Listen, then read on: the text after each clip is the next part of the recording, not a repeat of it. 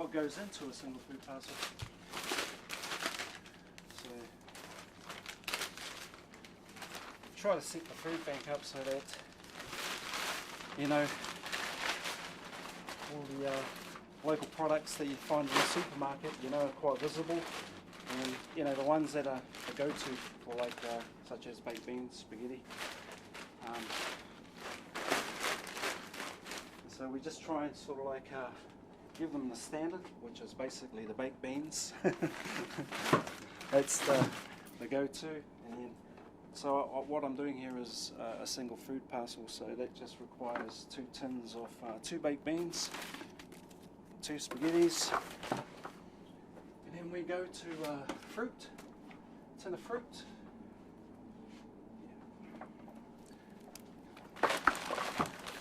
Alright, and then what goes along with that there is something like a pasta sauce. You know, that's kind of like an easy, pretty much everybody knows how to boil up a pasta, and that's just, you know, you add the pasta sauce to it. So when the pasta in there, so you just chuck the pasta in. I just want to ask, how much food pasta do you make a day? What's your roughly? Yeah, so it's actually increased more so probably since COVID lockdown, and just with the cost of living, you know, and also because a lot of people who are on a benefit, on the unemployment benefit, when they are declined because they've exhausted all their means of emergency assistance, you know, where do they go? So this is where they come. Is this all donated stuff? Yeah, so Salvationarmy does have a little bit of funding that they purchase, you know, most of the products with, but also Food Rescue Kibosh, God bless them, they're really awesome. They kind of like provide us a mixture of fruit, veggies and bread. And then also Countdown, who give us kind of like a donation every 2 weeks as well. Yeah. Are you seeing like families? Of course. A lot? Yeah, families. Yeah, like I says, you know, even people who are working, you know, are finding that they need to access a food bank, you know, because they're just struggling, you know, just with the cost of things.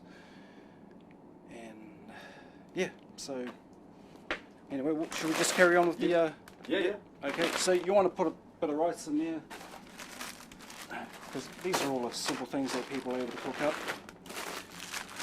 You got your standard, easy to cook. So that's kind of like what the dry food part looks like. So that's just one part of the parcel. So we go to the breakfast side, which is just the right there.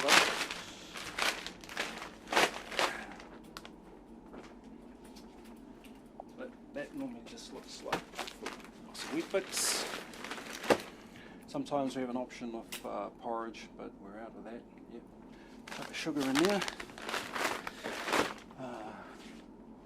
Peanut butter, jam, and coffee, the tea. So, how long have you been doing this for?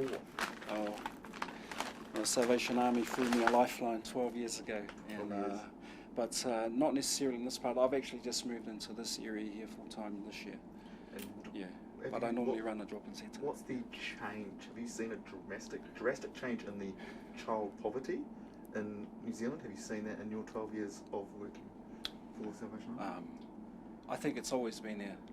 Yeah, always been there. But I think it's just more evident now because the cost of living, you know, things just cost so much, you know. So like, yeah, you get plenty of, you know, parents come along, but they don't necessarily bring the children, you know. But yeah. Do you see the same people come back pretty regularly? Yeah, it can be regular for sure. But at the same time, we are an emergency food bank, so we can't be like you know, people can't access our emergency food bank like on a weekly basis because it would just be impossible to, you know, to sustain. So we try and sort of like redirect them back to work and income, and just to encourage them to first use up all the government assistance, that's available through work and income.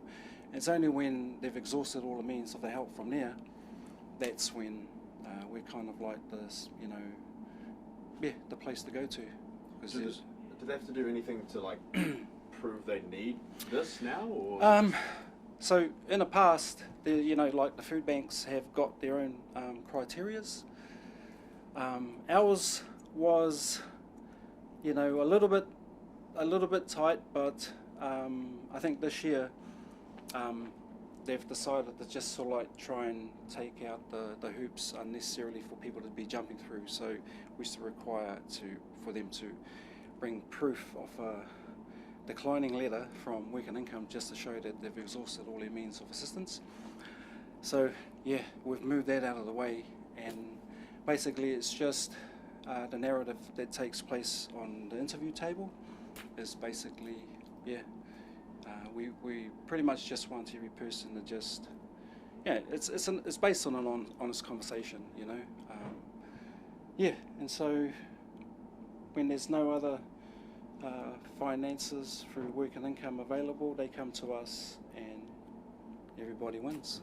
Yeah, they leave with a food parcel, pretty much. You said most people don't come with their kids, but do you see some people come in Oh with yeah, their of course, kids? yeah. Because we do have an early childhood centre here as well, but you got those parents where they can't leave the children anywhere, so the whole family comes. Is it hard for people to ask for this? Do you notice? Oh, of course, yeah. A lot of people would have probably sort of like gone a period of time before they've mustered up the courage to sort of like come and ask for help, But by getting rid of the criteria, we're just wanting to let every family or person that requires a food parcel, we just want to try and make them feel as comfortable as possible just to come in.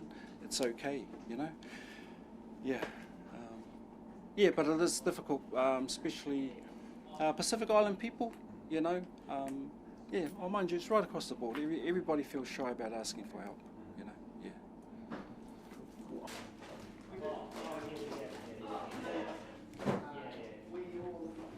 Yeah, so I think that there is a particular type of permission that I think that you've got to get in relation to the narrative, the words that I try and speak, just explain food parcel, criteria, and all that sort of stuff, because I think you've got to get the... Okay, yeah. I'm basically not allowed to be... Oh yeah, you got We that. don't have a huge amount of freezer space. The little that we do get, we try and share.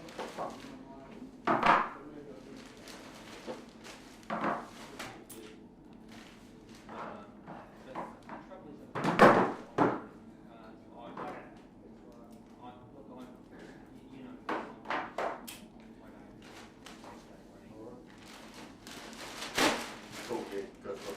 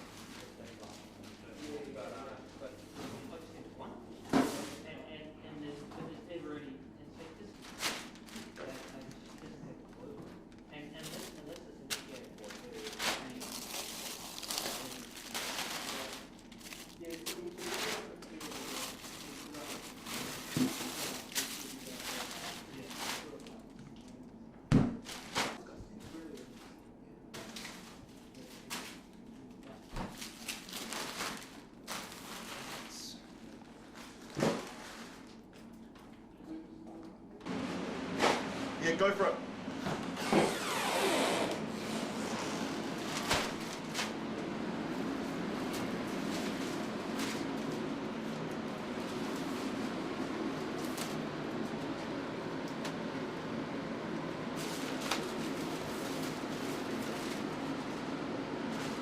Close it.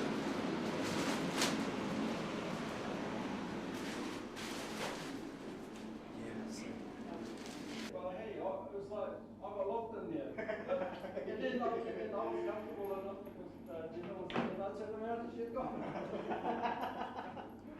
Classic. All right, okay, you ready? But anyway.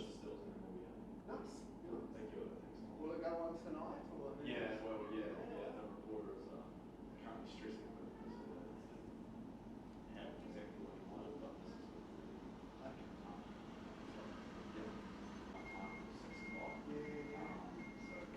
Yeah, I think it's all go.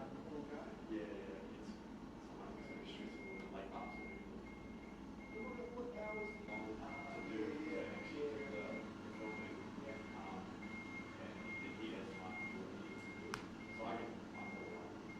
What's your role?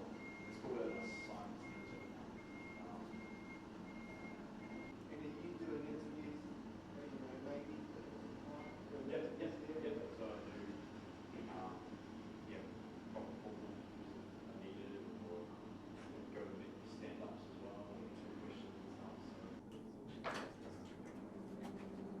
Oh, Watch out behind you, Gina. oh, sorry, no, sorry. Sorry Sorry about that. we're going to church, isn't it? So keep your hands on pastor.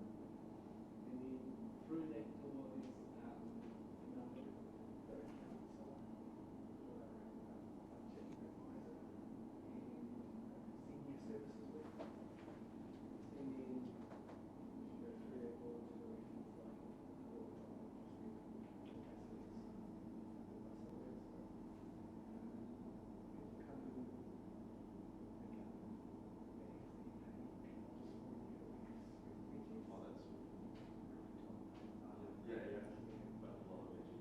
Yeah.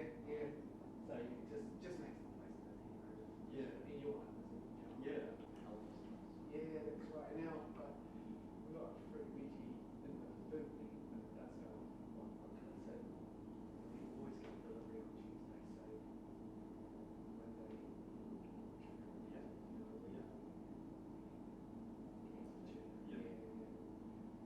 Yeah, and the good thing about that co-op is you're not getting the extra. It's cheaper than Crazy. yeah, it's like No, I'm picky out of the vegetables, so I'd be useless to that. Yeah, that's right. It is just take $12. Yeah. There is. Because this place is actually wasn't built too long ago, right? No. I remember it being built. Oh yeah, you live around here. Yeah, I still live Irma over the hill. Yeah, so I just always got makes little new towns. So Yeah. I remember it being built. Yeah. Well, that over here. Families all the suburbs of town.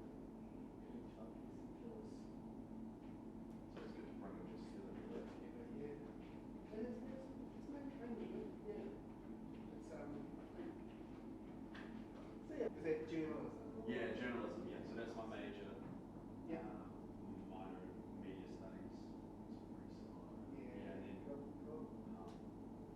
worked for a year just for a little newspaper called Regional News, which is based in town, based in like events and stuff, that sort of thing. So I did that for a year, and then I got this job, which is like really good.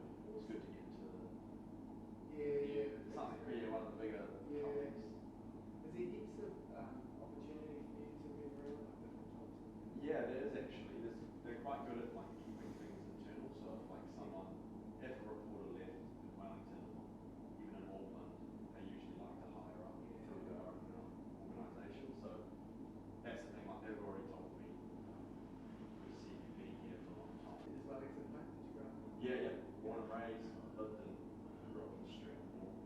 Oh, yeah. And then I went to St. Patrick's Yeah, College. town. Yeah, town. I went to Cole, I grew up in Victoria. Oh, yeah, yeah. Boys just started at Cole. Oh, yeah, yeah. Better actually. No, it's great. It's good. It's good price for it. Yeah. Give it a shield. Yeah. When were you there? I finished in 2017, so 2013. Oh, the Solidstone, yeah, that's the Solidstone, yeah. He's been around for a long time. Yeah. It's I guess some plays with my son, Oh, yeah. same age as me. It's easy to You have these little like pockets where we're good. Yeah, and then it's cold for like 7 or 8 years.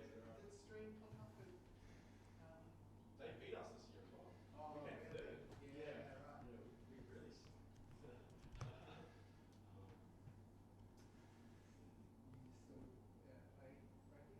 actually, this is my first season not playing. Yeah.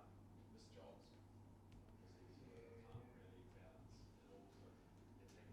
I played for London Maximum.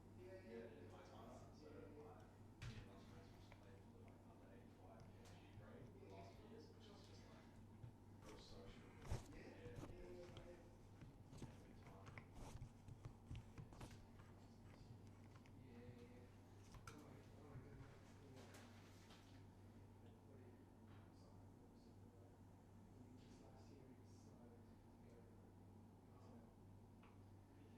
DK, oh yeah. Oh yeah, yeah. How's she now? She's back. Yeah. Alright, cheer up.